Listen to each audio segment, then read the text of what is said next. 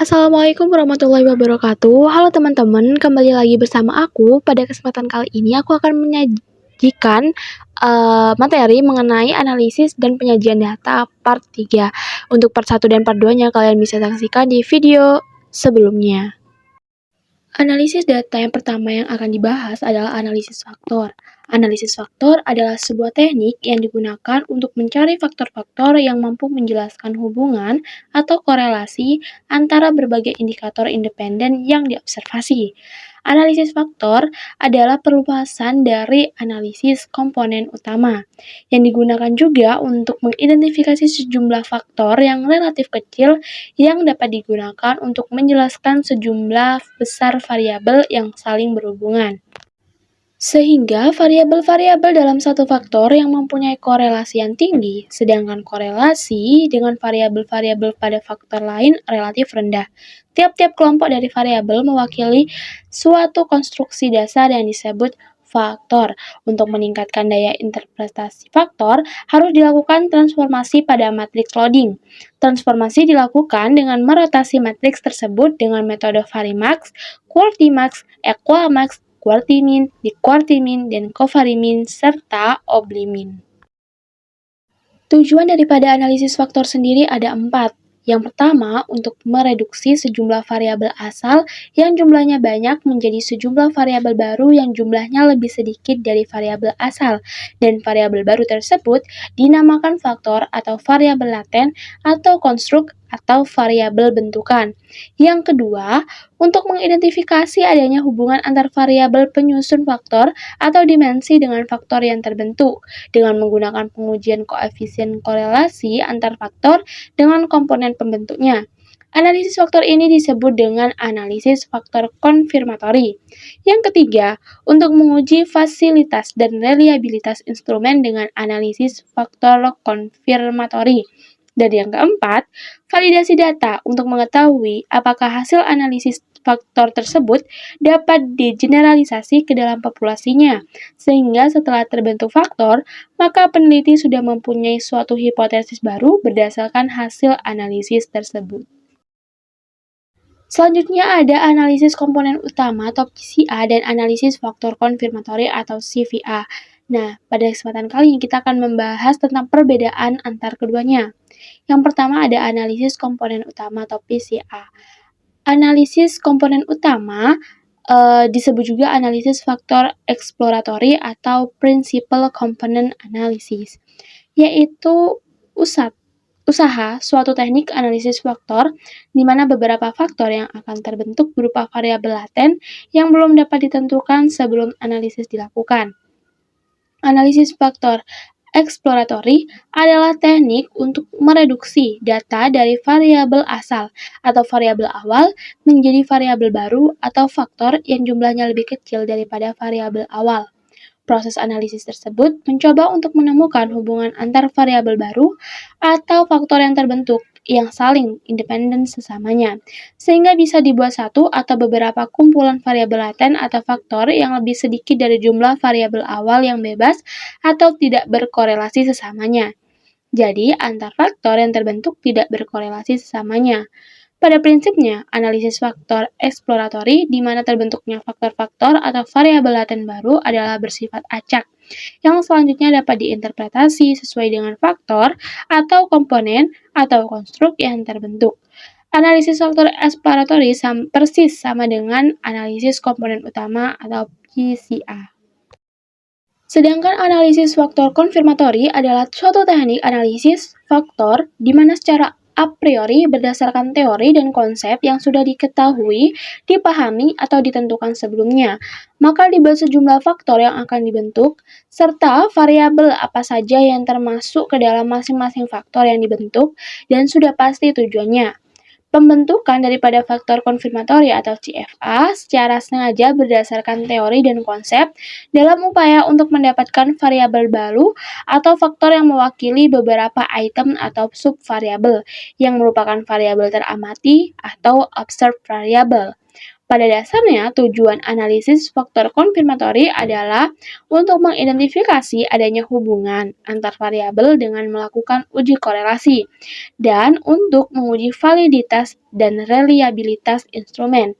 Dalam pengujian terhadap validitas dan reliabilitas instrumen atau kuesioner untuk mendapatkan data penelitian yang valid dan reliable dengan analisis faktor konfirmatori. Proses analisis faktor ada 7, yang secara garis besar itu biasanya tahapannya itu ada untuk merumuskan masalah, kemudian menyusun matriks korelasi, ekstraksi faktor, merotasi faktor, interpretasi faktor, pembuatan faktor scores, dan pilih variabel surrogate atau tentukan summated scale. Yang pertama, proses merumuskan masalah. Merumuskan masalah meliputi beberapa hal berikut. Tujuan analisis faktor harus diidentifikasi, kemudian variabel yang akan dipergunakan di dalam analisis faktor harus dispesifikasi berdasarkan penelitian sebelumnya, teori, dan pertimbangan dari peneliti. Selanjutnya, pengukuran variabel berdasarkan skala interval atau rasio. Dan yang terakhir, banyaknya elemen sampel harus cukup atau memadai. Proses selanjutnya adalah menyusun matriks korelasi. Keputusan pertama yang harus diambil oleh peneliti adalah menganalisis apakah data yang ada cukup memenuhi syarat di dalam analisis faktor. Langkah pertama ini dilakukan dengan mencari korelasi matriks antara indikator-indikator yang diobservasi. Ada beberapa ukuran yang bisa digunakan untuk syarat kecukupan data sebagai rule of thumb, yaitu pertama, korelasi matriks antar indikator. Metode ini adalah untuk memeriksa korelasi matriks. Tingginya korelasi antara indikator mengindikasikan bahwa indikator-indikator tersebut dapat dikelompokkan ke dalam sebuah indikator yang bersifat homogen, sehingga setiap indikator mampu membentuk faktor umum atau faktor konstruk.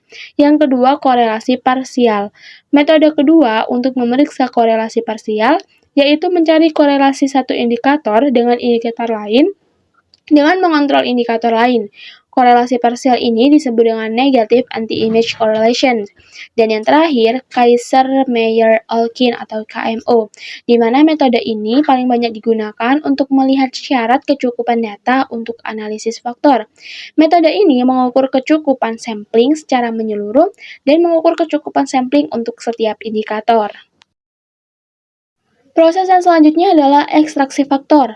Ekstraksi faktor adalah suatu metode yang digunakan untuk mereduksi data dari beberapa indikator untuk menghasilkan faktor yang lebih sedikit yang mampu menjelaskan korelasi antara indikator yang diobservasi. Ada beberapa metode yang bisa digunakan untuk melakukan ekstraksi faktor. Di antaranya, Principal Components Analysis, yaitu analisis komponen utama yang merupakan metode paling sederhana di dalam melakukan ekstraksi faktor.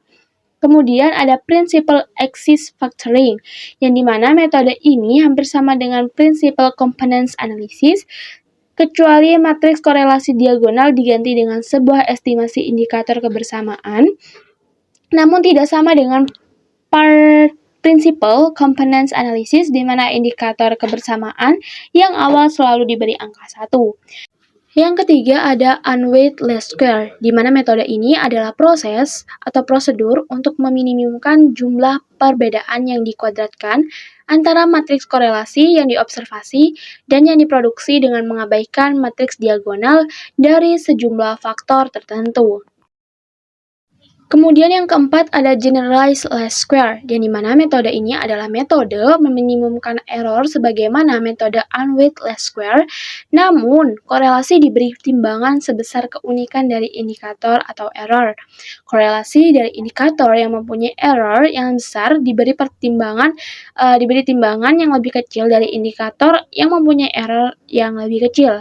Dan yang terakhir ada maximum likelihood, adalah suatu prosedur ekstraksi faktor yang menghasilkan estimasi parameter yang paling mungkin untuk mendapatkan matriks korelasi observasi jika sampel mempunyai distribusi normal multivariat. Proses yang selanjutnya ada merotasi faktor. Nah, setelah kita melakukan ekstraksi faktor, maka ada yang namanya rotasi faktor. Rotasi faktor diperlukan jika metode ekstraksi faktor belum menghasilkan komponen faktor utama yang jelas. Tujuan daripada rotasi faktor adalah agar dapat memperoleh struktur faktor yang lebih sederhana agar mudah diinterpretasikan. Ada beberapa metode rotasi faktor yang bisa digunakan. Yang pertama bisa Varimax method atau metode rotasi ortogonal untuk meminimalisasi jumlah indikator yang mempunyai faktor loading tinggi pada tiap faktor. Kemudian ada Quartimax method, yaitu metode rotasi untuk meminimalisasi jumlah faktor yang digunakan untuk menjelaskan indikator. Dan yang ketiga ada Equimax method, yaitu metode gabungan antara Varimax method yang meminimalkan indikator dan Quartimax method yang meminimalkan faktor. Setelah diperoleh sejumlah faktor yang valid, selanjutnya kita perlu menginterpretasikan nama-nama faktor. Mengingat faktor adalah sebuah konstruk, dan sebuah konstruk menjadi berarti kalau sudah diartikan. Interpretasi faktor dapat dilakukan dengan mengetahui variabel-variabel yang membentuknya. Interpretasi dilakukan dengan judgment, karena sifatnya subjektif, hasil bisa berbeda jika dilakukan oleh orang yang berbeda. Setelah interpretasi ada pembuatan faktor scores, yang dimana faktor score dibuat jika akan dilakukan analisis lanjutan, seperti analisis regresi, analisis diskriminan, atau analisis lainnya. Dan proses analisis yang terakhir ada pilih variable surrogate atau tentukan semantic scale. Yang pertama, variabel surrogate adalah suatu variabel yang paling dapat mewakili satu faktor. Misal, faktor 1 terdiri dari variabel x1, x2, dan x3, maka yang paling mewakili faktor 1 adalah variabel yang memiliki faktor loading terbesar.